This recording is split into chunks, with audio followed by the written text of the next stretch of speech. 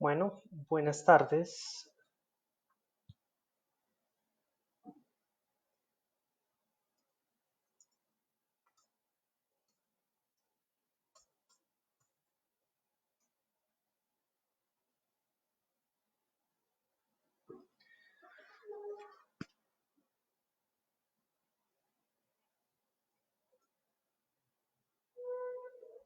Bueno, buenas tardes.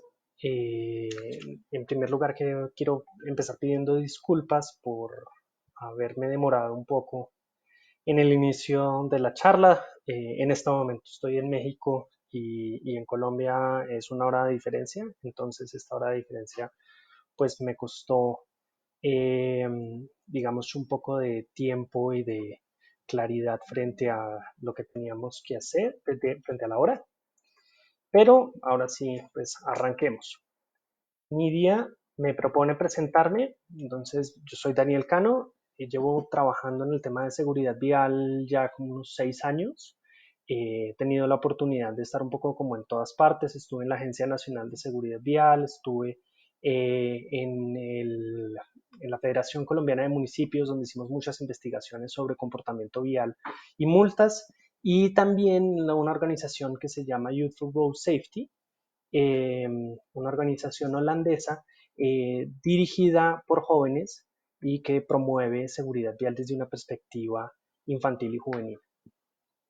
Y justamente lo que vengo a hablarles hoy es de la importancia de la seguridad vial para y por los jóvenes. La seguridad vial, digamos, cuando hablamos de seguridad vial eh, infantil y juvenil, lo primero que tenemos que ponernos es en la situación de qué tan grave es el problema para los jóvenes. Hemos escuchado la cifra de que 1.3 millones de personas, 1.35 millones de personas mueren al año en siniestros de tránsito. Estoy seguro que ustedes han escuchado esa cifra cualquier cantidad de veces. Pero digamos que dentro de esa cifra vemos que el segmento de los niños y de los jóvenes son los más afectados. Aproximadamente un tercio de estos muertos son niños y jóvenes y se ha convertido en la principal causa de muertes en niños y jóvenes a nivel global. Entonces es un problema muy grande y es un problema que requiere atención. Hoy estamos en época del coronavirus y digamos un problema de salud pública también gigante, y podemos sacar algunas lecciones de este gran problema del coronavirus a el problema de la seguridad vial, en particular la seguridad vial para los jóvenes y para los niños. Entonces, empecemos un poco haciendo ese paralelo. Hoy hacemos un seguimiento diario de las cifras, sabemos en qué países hay mayor nivel de infecciones, entonces sabemos que el virus arrancó en Wuhan, en la ciudad de Wuhan en China, y cómo se movió a través de China y luego a otros, digamos, a Corea y posteriormente a Europa, y cómo en ciertas ciudades donde ha tenido mayor capacidad de reproducirse, pues básicamente por la conexión de las personas, el virus ha crecido de manera sorprendente en España, en Italia, en Portugal y ahora en Estados Unidos, y se está creciendo en América Latina. En seguridad vial estamos viendo un proceso relativamente similar. Entonces, los muertos donde se centran en hombres jóvenes de unos aproximadamente 18 años, en muchos casos motociclistas, si estamos hablando de América Latina, pero en otras partes del mundo peatones, en esos dos grandes segmentos que llamamos usuarios vulnerables. Entonces podemos tener una radiografía muy similar de cómo se genera esa situación. Ahora hablemos un poco de los patrones de contagio. Cuando estamos hablando del coronavirus, el patrón de contagio principal es la cercanía entre personas, ¿cierto? Y entonces nos dicen, la gran solución es no nos juntemos, no nos acerquemos los unos a los otros. Si estamos lejos, entonces vamos a evitar contagiar una persona a otra. Con la seguridad vial, pues, ¿qué nos pasa? Nos pasa que la infraestructura y la velocidad son dos elementos fundamentales. Nos pasa que, que la calidad del vehículo que usamos es también un patrón de contagio, pero también pasa que el nivel socioeconómico de la persona termina jugando un papel importante. Entonces ahí podemos decir que tenemos el diagnóstico inicial de la situación. Y en este diagnóstico los jóvenes y los niños no quedan muy bien parados, ¿no? Entonces la gran pregunta es, ¿y ahora qué podemos hacer para cambiar esta circunstancia de los niños y los jóvenes? ¿Cierto? Eh, entonces, digamos que voy a empezar justamente contando una experiencia de lo que estamos haciendo en WRI México frente a la seguridad vial infantil. Entonces, la primera cosa es, hay que cambiar la infraestructura en los entornos donde están los niños, porque la infraestructura de las ciudades en las que vivimos, en América Latina en general, en Colombia como en México, como podríamos tomar a cualquier otro país de América Latina, es una infraestructura diseñada para carros, no diseñada para niños y para jóvenes. Y resulta que los niños y los jóvenes tienden a moverse por lo general a pie o en bicicleta, ¿cierto? Entonces, esta infraestructura hay que cambiarla. Entonces, por ejemplo, en el caso que les voy a mencionar de la ciudad de Colima, la malla vial, la ciudad está desarrollada para vehículos, como lo menciono, pero resulta que solamente que el 70% de los niños llegan al colegio caminando. Y este colegio en cuestión del que vamos a hablar queda sobre una avenida principal, sobre una avenida arterial, una avenida que fue diseñada para velocidades de aproximadamente 60 kilómetros por hora. Cuando fuimos a evaluar digamos, a medir la velocidad de los carros, nos encontramos con que la mayoría de los carros estaban rondando una velocidad cercana a los 65 kilómetros por hora y que alcanzábamos a encontrar velocidades muy por encima de los kilómetros por hora. En ese marco de ideas, sabíamos que si tenemos muchos niños cruzando esa vialidad, y en este caso estamos hablando de 3.500 estudiantes, había una receta, digamos, para un desastre. Entonces, ¿cómo cambiamos esta infraestructura? Lo primero es teniendo un diagnóstico bastante completo de qué es lo que está pasando ahí. Vuelvo al ejemplo de lo que pasa con el coronavirus. Averigüemos cómo se mueve el virus, cómo se transfiere el contacto. En esas cosas nos damos cuenta que el, digamos, la vialidad está diseñada para las altas velocidades. Los niños tienden a cruzar por un lugar donde no había un cruce, que es la pura entrada del colegio. En ese punto no había un semáforo, un cruce semafórico. Hay más de 100 metros entre un semáforo y otro, lo cual le permite a un carro desarrollar velocidades, pues, digamos, las velocidades evidenciadas cercanas a los 60 kilómetros por hora. Con ese diagnóstico decimos tenemos que cambiar este espacio. ¿Cómo lo queremos cambiar? Queremos cambiar la amplitud de las calzadas, haciendo unas calzadas más estrechas que generen velocidades más adecuadas. Queremos poner un reductor de velocidad grande, una cosa que efectivamente bloquee los vehículos y controlemos un poco temas como parqueo y señalización para que justamente el usuario del carro sepa qué hacer. Pero aquí es donde entra el elemento más interesante. Los jóvenes quieren hacer parte de la solución. Los jóvenes no se van a quedar, digamos, no quieren que les den la solución, quieren participar. Es así como en este caso decidimos invitarlos a un evento de urbanismo táctico, lo cual no es sino una prueba temporal, un ejercicio de transformación temporal de la infraestructura con una mezcla de pintura, algunos elementos como conos y topes plásticos, pues transformamos el espacio. Lo más importante, hubo más de 100 personas, voluntarios, de todos los estilos, había funcionarios públicos, había gente de vecinos, estudiantes, colaboradores de los colegios participantes, y todos salieron a la calle a transformar su calle en algo que les gustaba más y que les era más útil. Entonces ahí está, digamos, la lección principal que quiero sacar al final de esta charla y es que los jóvenes queremos participar en las soluciones de seguridad vial, los jóvenes queremos participar en las transformaciones de las ciudades y este tipo de espacios son necesarios para que ellos lo puedan hacer. El resultado de esta intervención, que como digo es temporal y pues ¿no? Es pintura, la pintura se borra, los topes había que quitarlos, no fue un asunto de largo plazo, pero sí nos demostraron algo. Nos demostraron que era posible bajar la velocidad con pocos elementos. Nos demostraron que los peatones efectivamente no cabían en la infraestructura vial original y que con estas ampliaciones, se hicieron unas ampliaciones de, de las, aquí les dicen banquetas, de los andenes, eh, permiten que la gente esté cómoda en ese espacio y que entendamos que si queremos que la gente camine, pues necesitamos unos andenes cómodos y unos espacios suficientes para ellos. Eh, y digamos, el gran aprendizaje en este caso era que necesitaba un cruce a mitad de cuadra donde están las personas, donde los jóvenes quieren cruzar. Entonces, segunda lección, si vamos a crear una infraestructura pensada para los niños y pensada para los jóvenes, tenemos que priorizar los movimientos que ellos hacen, ¿no? Hoy en día las vías las construimos pensando en los movimientos que hace el carro y la manera correcta de moverse del carro. Pero aquí sería, aquí lo que hicimos fue cambiarlo. Si sabemos que los estudiantes salen derecho de su escuela y quieren cruzar la vía derecho, pues ahí es donde tiene que estar el cruce seguro, donde tiene que estar la cebra y donde tienen que estar los reductores de velocidad para que el carro vaya despacio cuando la persona cruce.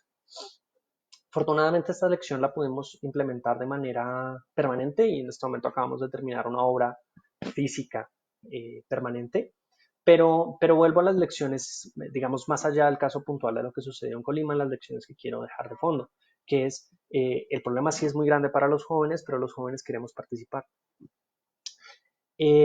Otro ejemplo de cómo los jóvenes queremos participar es la iniciativa que está desarrollando la organización IRAP. IRAP es una organización internacional que evalúa la calidad de la infraestructura vial en general a través de un aplicativo que ellos desarrollaron. Es una cosa por celular, eh, relativamente intuitiva, pero que originalmente se diseñó para revisar la seguridad de grandes avenidas, de corredores viales, de carreteras y demás.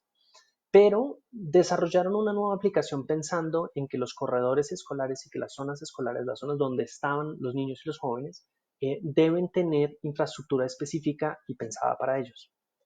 Lo interesante de esta tecnología es que IRAP en este momento se la está compartiendo a un grupo de jóvenes para que sean ellos los que no solamente la prueben y la mejoren, sino que la usen. Y la usen para poder convencer a los funcionarios públicos, a los dueños de los colegios y de que esta información sea transmitida. De que con estas nuevas tecnologías tengamos los argumentos suficientes para poder diseñar una ciudad mucho mejor, ¿cierto? Entonces, esta herramienta nos, digamos, complementada con la herramienta anterior que les planteé del urbanismo táctico, lo que nos da es los argumentos para poder diseñar un buen urbanismo táctico. Y ambas cosas pueden ser hechas, no necesitamos a grandes técnicos, necesitamos a jóvenes que entiendan y que tengan la asesoría de técnicos, pero con un involucramiento real. Un tercer, digamos, una tercer momento o tercera historia que les quiero compartir de los jóvenes participando de manera activa en la transformación de su ciudad es el ejercicio que ha desarrollado el Combo 2600 en Bogotá desde hace 8 años, en el cual un grupo de jóvenes en esa época universitarios, hoy de hecho algunos de ellos concejales de la ciudad, decidieron plantear la idea de que para transformar la ciudad lo primero es saber cómo funciona. Y decidieron organizar una serie de charlas muy del perfil de la que estamos realizando, todas las semanas, todos los martes, en un bar. Y en esas charlas iban a hablar de temas urbanos y de temas, y el tema de seguridad vial es un tema que ha sido recurrente en las charlas del Combo 2600 durante estos 8 años. Entonces se han convertido en un catalizador de conocimiento, pero además de un catalizador de conocimiento, de un catalizador de acción. Se ha planteado justamente desde esas charlas cómo con pequeñas acciones que estos mismos estudiantes jóvenes quieren hacer, es posible cambiar, así sea a menor escala, la ciudad. Entonces, es así como recordaron que en Bogotá existen más de 200 muertos en siniestros de tránsito y que eso había que verlo de alguna manera, que la ciudad debería verlo. Y organizaron en el año 2016 un flash mob en la séptima con 19, perdón, en el cual aparecieron estos estudiantes. Y aparecieron estas 500 personas todas vestidas de blanco, demostrando cuántos muertos hemos sido, estas 200 personas, perdón. Eh, entonces, y luego repetimos ese experimento hace 2 años en el Parque de los Periodistas, recordando cuántas personas murieron en un año en bicicleta. Y adicionalmente, ellos empezaron a hacer eventos de urbanismo táctico luego de la idea de, bueno, podemos construir una cebra donde no la hay, podemos construir un aumento de una banqueta, perdón, de un andén donde no lo hay. Entonces, volvemos al asunto. Los jóvenes quieren participar en la transformación de seguridad vial, solamente se necesita dejarles el espacio y ayudarles a que lo tengan. Y digamos que la cuarta anécdota que les quería contar, que ratifica este punto de los jóvenes queremos participar y los jóvenes no solamente somos el problema, sino queremos ser parte de la solución. Es un ejercicio que se hizo hace un par de semanas en Suecia. Como ustedes saben, hace 10 años, en la reunión de reunión ministerial, que el nombre en inglés sería la de, Reunión Global Ministerial sobre Seguridad Vial, que se realizó en Moscú, se planteó cómo durante estos 10 años íbamos a trabajar por reducir a la mitad las muertes en siniestros de tránsito a nivel global. Y este diseño de la acción que sucede en Moscú, pues se acaba este año. La meta, sobra decir que no la alcanzamos, pero sí se planteó que los jóvenes podían jugar un papel importante y por eso en esta nueva conferencia en Suecia, en esta conferencia de cierre del diseño de acción por la seguridad vial y de rediseño del nuevo diseño de acción sobre la seguridad vial, se organizó una Asamblea Mundial de Jóvenes por la Seguridad Vial. Y esta Asamblea Mundial de Jóvenes trajo a gente, pues, como su nombre lo indica, de distintas partes del mundo, intentando tener una representación global. Y, digamos a expertos en seguridad vial infantil y en seguridad vial en general, para hablar de las distintas maneras de generar proyectos locales con y para los jóvenes. El resultado de esta reunión es, en parte, pues hubo un posicionamiento político, un posicionamiento de los jóvenes que permite tener una posición frente a lo que se está haciendo, digamos, a lo que están haciendo los ministerios, un posicionamiento en el cual se les exige a los gobiernos trabajar en el tema de la seguridad vial con y para los jóvenes.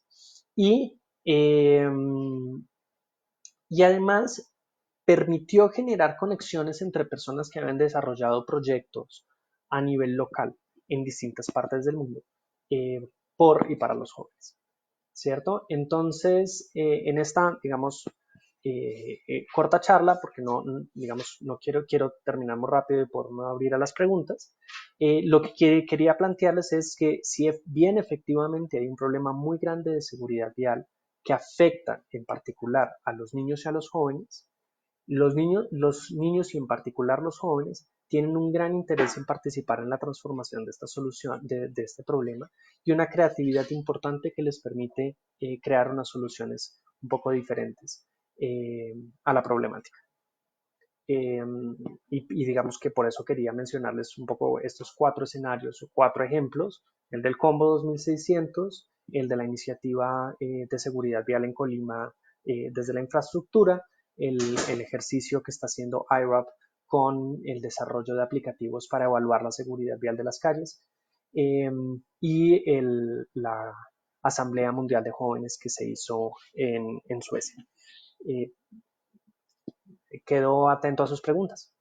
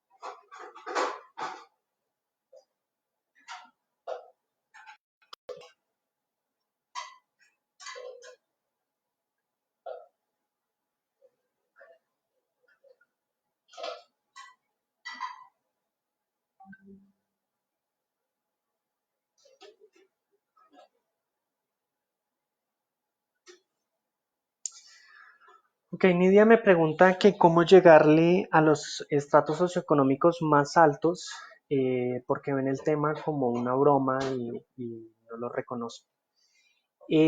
Digamos que el asunto con las campañas de educación vial y de concientización, yo creo que digamos, tienen que ver mucho con la manera en que estén dirigidas, es decir, cuál es el mensaje que queremos que se apropie. Eh, y por supuesto me imagino que la respuesta que tú estás buscando está muy relacionada con uno de tres factores de riesgo: o consumo de alcohol, o exceso de velocidad, o consumo de estupefacientes, ¿cierto? Que son como los tres grandes elementos importantes que normalmente se mezclan en situaciones fatales, como el caso de Colmenares, no, sino de Salamanca, en el cual tuvimos ese siniestro tan horrible en la 26.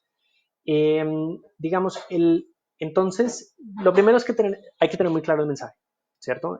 El mensaje que queremos mover es conducir bajo la influencia del alcohol está mal, y no es aceptable bajo ninguna consecuencia, circunstancia. Ese mensaje es, digamos que yo lo movería de tal manera que nos centremos en eh, mecanismos que son importantes para ellos. Hace poco escuché y vi un video de reggaetón en el cual se discutía, digamos, todo el video giraba en torno a los riesgos de conducir bajo la influencia del alcohol y un siniestro. La verdad es que a mí no me gusta el reggaetón, entonces no conozco el... Ah, bueno, me acaban de corregir, no era alcohol, sino era eh, text and drive, escribir y conducir. Mi punto va a que son ese tipo de espacios los que deberíamos utilizar. Utilizar a los influenciadores como medio para justamente llegar a estas personas, pero bajo el entendido de que tenemos un objetivo muy claro, un único mensaje. Entonces, si el mensaje es conducir bajo la influencia, que sea ese el mensaje; conducir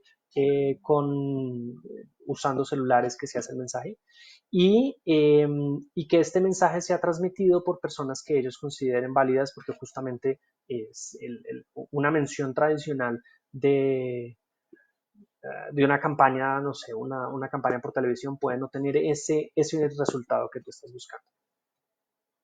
Eh, ¿Hasta qué nivel se debe profundizar la cátedra en seguridad vial en los colegios? Sinceramente, la seguridad vial digamos que cuando hablamos de seguridad vial infantil, y si vieron un poco lo que discutí, cuando separo un poco infantil de juvenil, eh, es decir, niños de menos de 10, 12 años, ahí la responsabilidad, si bien es importante que haya una cátedra de seguridad vial, y si bien la ley 1503 obliga al gobierno a crear esta cátedra de seguridad vial, y eso está bien, el centro de la responsabilidad tiene que seguir recayendo en los adultos. Y está bien en los jóvenes. En ese orden de ideas, pues está bien profundizar en una cátedra de seguridad vial. Es necesario explicarle elementos básicos a los niños sobre el derecho de paso, sobre autoprotección, autocuidado, y digamos los riesgos generados por los riesgos físicos, por ejemplo, no ponerse un cinturón de seguridad. Si bien todo eso es importante, la carga de la responsabilidad sí tenemos que ponérsela a los profesores, la tenemos que poner a, eh, a los adultos, quienes debemos proteger a los niños.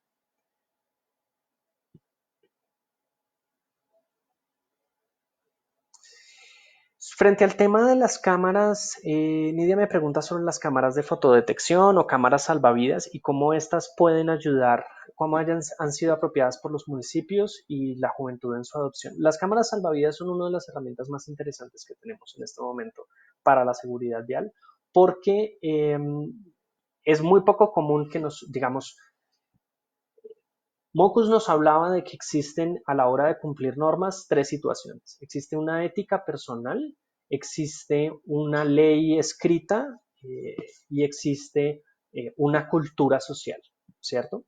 La autoridad busca generar una educación en la cual mi ética se cambie, pero sobre todo mi cultura se cambie. Las cámaras salvavidas se han convertido en el mecanismo educador que ayuda a que mi ética personal que me dice, bueno, yo no me debería pasar el semáforo o yo no debería exceder el límite de velocidad, cambie un poco, no sea, digamos, no sea ganada por el hecho de que en la cultura todos crucemos los límites de velocidad o los crucemos un semáforo rojo. Entonces, si bien las cámaras han tenido, digamos, muchos críticos, sí son un medio para garantizar ese cambio de comportamiento y ese cambio de perspectiva. Eh, sí hace falta digamos, algún nivel de adopción, algún nivel de apropiación, porque en general los ciudadanos siguen considerándolas como un problema a su libre actuar, pero digamos que eso es parte de lo que hay que hacer y de lo que hay que enseñar.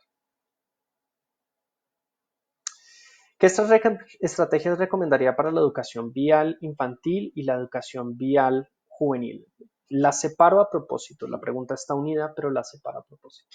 Frente a la seguridad vial infantil se han desarrollado algunas herramientas interesantes y creo que no hay que andar mucho más a profundidad en ellas, en el sentido de que lo que queremos enseñarle a un niño es que entienda, uno, el riesgo que como persona está viviendo.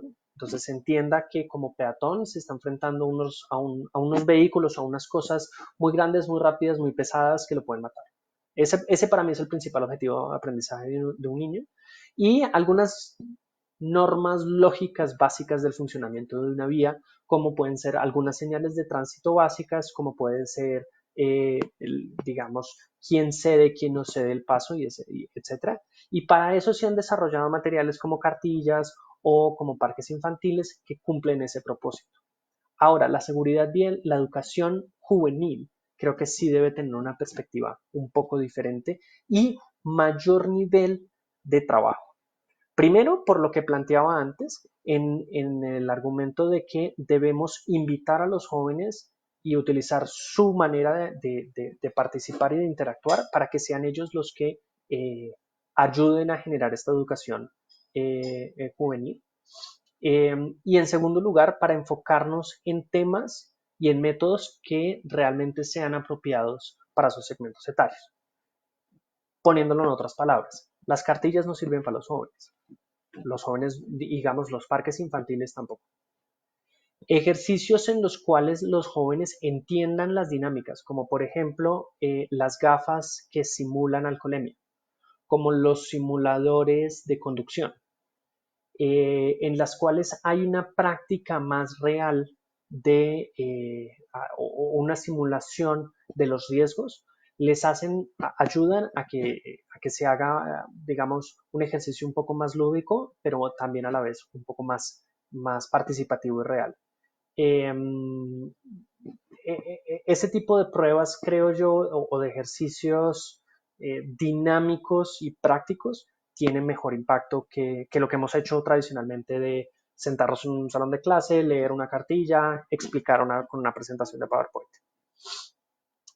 ¿Existen antecedentes sobre intervenciones en seguridad vial infantil? ¿Podrías mencionar algunas? Sí, pues de hecho, al principio mencioné una. Eh, eh, digamos, existen muchas. El caso que quería, digamos, resaltar al principio de esta conversación fue el caso de una transformación de una zona escolar en la ciudad de Colima, en México, en el cual yo participé. Digamos que el ejercicio estuvo en 3 etapas, hicimos todo un ejercicio de diagnóstico y de entender cuál era la realidad de la zona. Ese ejercicio fue participativo, trabajamos, digamos, hicimos algunas cosas nosotros y otras las hicimos con el apoyo del colegio y de los estudiantes. Luego se hizo un rediseño de la vía a partir de un ejercicio de urbanismo táctico, una intervención temporal en la cual cambiamos con pintura, con conos y con topes plásticos y ese tipo de cosas, cambiamos la vía de una manera temporal. Y una vez supimos cómo debía ser correctamente la vía y cómo se priorizaba desde el diseño a las maneras de moverse de los niños, se decide hacer una intervención, una construcción permanente de un reductor de velocidad grande. Ese es un buen ejemplo de intervenciones en seguridad vial infantil en las cuales lo que hacemos es cambiar la infraestructura eh, en un entorno escolar. Sí, es un buen ejemplo.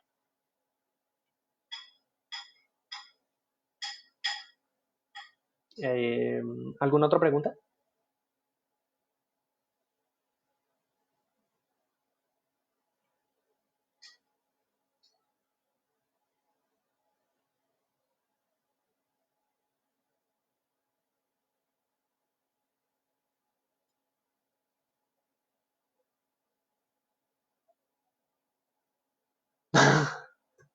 Están en el video. Es que a mí no me sale.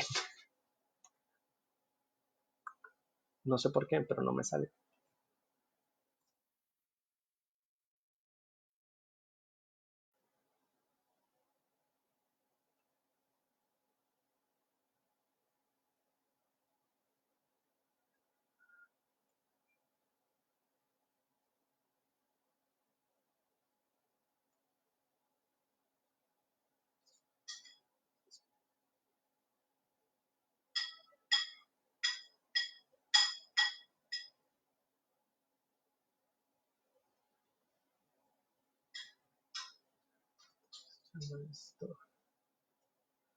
Está en el video. Nidia, ¿tú me ayudas tomándole pantallazos como le tomaste la otra? ¿Existen antecedentes o intermedios? ¿Podrías mencionar alguna? Sí, esa ya la contesté. ¿Cómo se llama la canción? ¿Sabes cómo se llama la canción? Te la averiguo.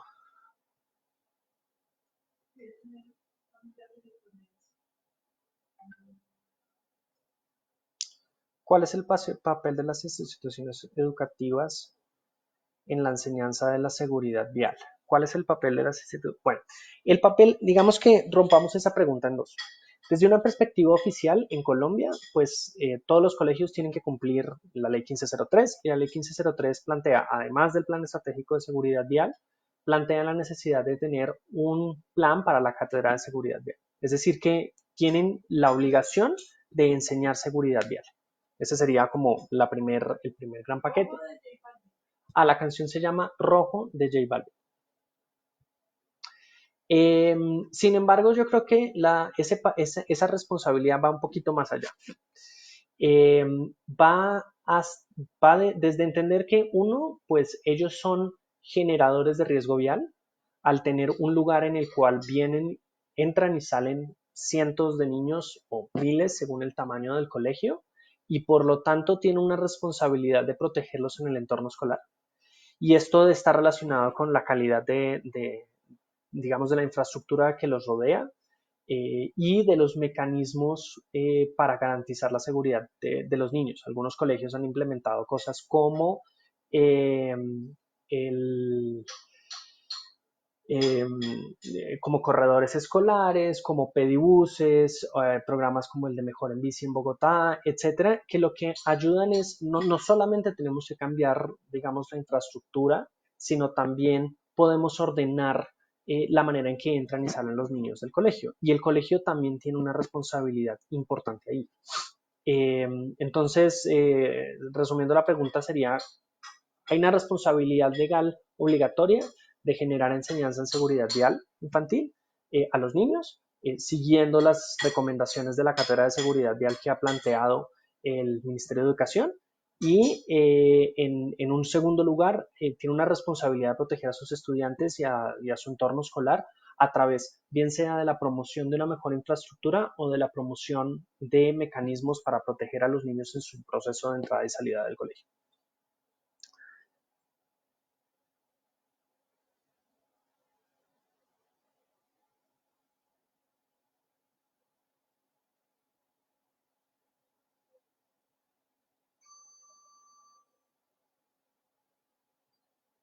Alguien me pregunta, hace una pregunta que dice, hace algún tiempo era muy creyente de la educación vial, sin embargo, como no hay evidencia que haya una buena relación costo-beneficio y tampoco es algo tan recomendado ni en el plan del diseño ni en el abordaje sistémico, ni en las recomendaciones de Estocolmo, me he convencido de que hacer cosas diferentes. Mi pregunta es de qué manera podríamos darle una vuelta a poder reivindicarla o de plano es una batalla realmente difícil de demostrar su eficacia. Yo creo que me quedo un poco con la segunda. Estoy de acuerdo en que la evidencia empírica ha demostrado que el impacto de estas capacitaciones es menor y que otro tipo de impactos tienen mucho más funcionamiento. Mención de transformaciones en el entorno, digamos, transformaciones en la infraestructura o mecanismos que garanticen el cambio del comportamiento de la gente, tipo controlar a las personas a través de cámaras, a través de policías y a través de control ciudadano. ¿Cómo le daría la vuelta? Antanas nos enseñó en los años 90 cómo hacerlo. ¿No? El quid de la educación, el problema de la educación vial es que busca transformar la ética personal de las personas y el comportamiento de nosotros está mucho más relacionado con el comportamiento de los demás que lo que nosotros mismos pensemos de nosotros. Entonces, de alguna manera, sí tenemos mecanismos que, de educación vial enfocados en, eh, digamos, en cambiar el comportamiento, digamos, de autorregularnos, un poco como lo que hizo en su momento Antanas con las tarjetas estas de la manito para arriba, la manito para abajo, eh, ese tipo de cosas, ese tipo de educación en el cual busco educar para que nos autorregulemos puede tener algún nivel de importancia, pero estando de acuerdo contigo, yo enfocaría mis esfuerzos más en una perspectiva sistémica en la cual yo protejo a los niños con la infraestructura, con los vehículos y, digamos, con los mecanismos de entrada y de salida de los colegios. Eh, ¿Cuál es la mejor forma para abordar iniciar a trabajar con colegios? Convencer a los colegios es un asunto que toma tiempo, que es difícil. Los colegios, pues al final de cuentas, tienen prioridades muy, digamos, su prioridad está en otros lugares y es comprensible en que cuando uno habla con un rector, pues él está pensando en el modelo educativo, está pensando en la sostenibilidad financiera, está pensando en otras cosas. Entonces, en mi experiencia, hay que llegarles con solicitudes muy puntuales, propuestas muy específicas y muy bien armadas dentro de la lógica escolar, ¿no? Entonces es, bueno, vamos, por ejemplo, vuelvo al ejemplo de Colima, primero queremos saber cómo se mueven sus estudiantes.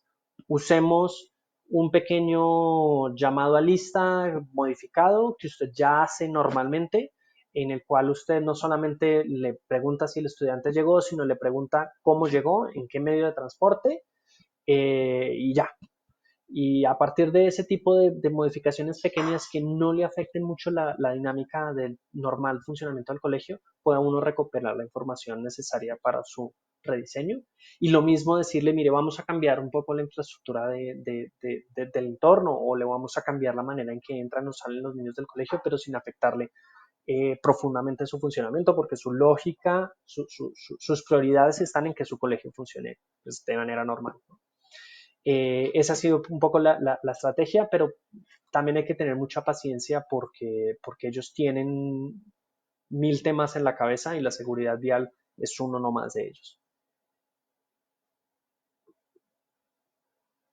Mauricio Pardo me pregunta que cuáles fueron las respuestas de la comunidad y organismos de control frente a este proyecto. Supongo que estás hablando del proyecto que hicimos en Colima.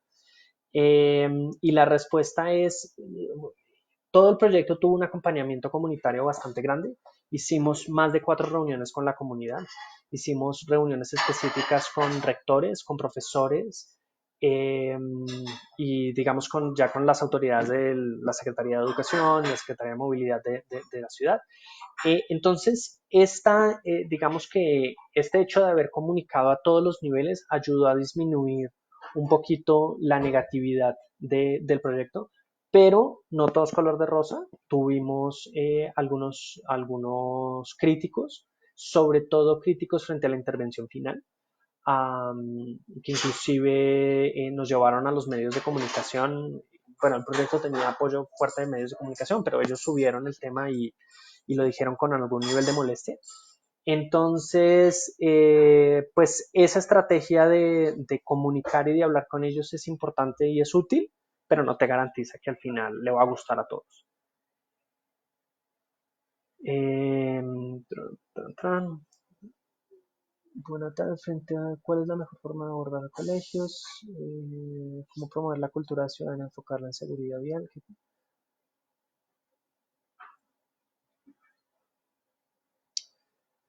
Pues creo que de alguna manera ya discutí este tema, pero sí, ¿cómo quiero reconsiderarla un poco o reformular la respuesta? ¿Cómo promover la cultura ciudadana y enfocarlo en seguridad vial? Eh, el, a ver, la lógica de la cultura ciudadana consiste en generar mecanismos por medio de los cuales nos autorregulemos todos bajo el entendido de que es el bien común el que va a prevalecer. Esto sonó en términos muy abstractos, pero en estas épocas del coronavirus creo que todos lo tenemos muy claro. ¿Yo por qué me quedo en la casa? No porque me vayan a multar, no porque no pueda hacerlo físicamente, puedo abrir la puerta de mi casa e irme, pero sentimos todos una necesidad de controlarnos entre todos. Y seguramente si lo hago, mi esposa me regañará, el portero me dirá que no lo hago, la persona que me encuentra en la esquina me dirá que me devuelva a la casa, etcétera, etcétera, etcétera. Es eso lo que debemos buscar con la cultura ciudadana. En ese sentido, todas las iniciativas, todos los proyectos que estemos realizando tienen que tener como objetivo explicar por qué es tan importante esa autorregulación. Pensemos un poco en el ejercicio que hizo Bogotá con el poder del cono. Más allá de decir que tú estás mal parqueado, lo importante era generar este sentido de escarnio público en el cual, porque estoy mal parqueado y porque se burlaron de mí y me pusieron la foto en redes sociales y me gritaron y me brincaron encima, etcétera, etcétera, etcétera, entiendo que no solamente que yo hice esto mal, sino que yo debo decirle a las otras personas que eso está mal y las otras personas me deben decir a mí que lo que yo hice está mal. Entonces, esa es un poco como la esencia de lo que podemos hacer por seguridad vial, generar eventos, capacitaciones, como lo quieras llamar, campañas que giren alrededor de promover la autorregulación. Y en el marco de seguridad vial, pensar que esta autorregulación se debe enfocar en los factores de riesgo. Hablemos, por ejemplo, de velocidad, hablemos de uso del casco, hablemos de uso del cinturón de seguridad, etcétera.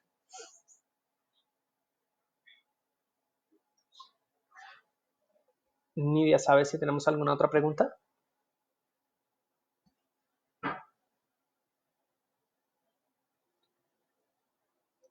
¿Qué considera desde su punto de vista?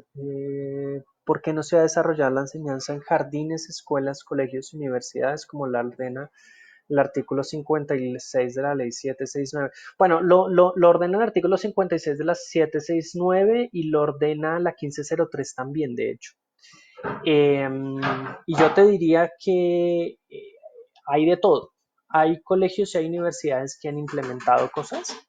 Eh, digamos, puedo poner el ejemplo de los Andes, que ha hecho algunos ejercicios de educación vial alrededor de su programa de movilidad sostenible. Puedo poner el ejemplo de varias universidades que han organizado semanas de la seguridad vial. Entonces, sí han hecho cositas, pero ¿por qué no se ha desarrollado de manera plena? Y la cátedra de seguridad vial que plantea la 1503, eh, Si bien desconozco los detalles de todos los colegios, creo que en gran medida está muy relacionado con las prioridades que tienen los planteles en su lógica, en su dinámica escolar normal. Eh, entonces ellos están pensando que tienen que educar en matemáticas, en aritmética, en lenguaje, inglés y ahora que chino, ¿no? Cada vez hay más temáticas y se les está volviendo un asunto difícil de aplicar a los colegios y universidades. Entiendo que el Ministerio eh, de Educación y la agencia han intentado ayudar generando algunos materiales, eh, pero, pero tal vez no son, seguramente no son los mejores.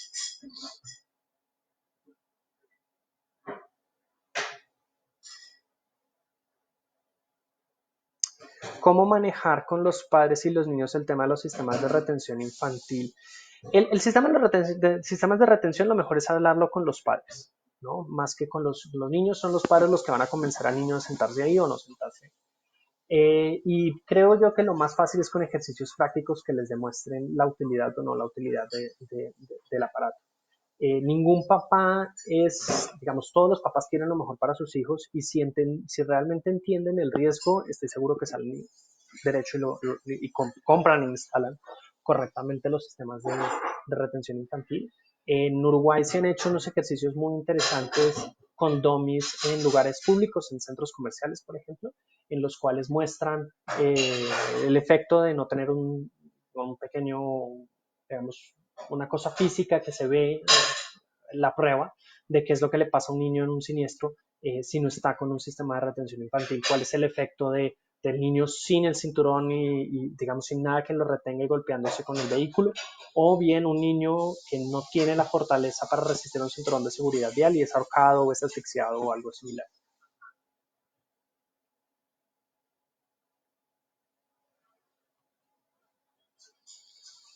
Bueno, pues creo que no habiendo más preguntas, les agradezco muchísimo por el interés y por la invitación a Nidia. Eh, Espero que podamos seguir hablando del tema de seguridad y el incendio. Ah, llegó otra. A ver, en términos de educación sobre el concepto de ciudad educadora y pedagogía urbana, maneja, la verdad desconozco ese concepto. Te diría mentiras. No conozco el concepto de ciudad educadora y de pedagogía urbana.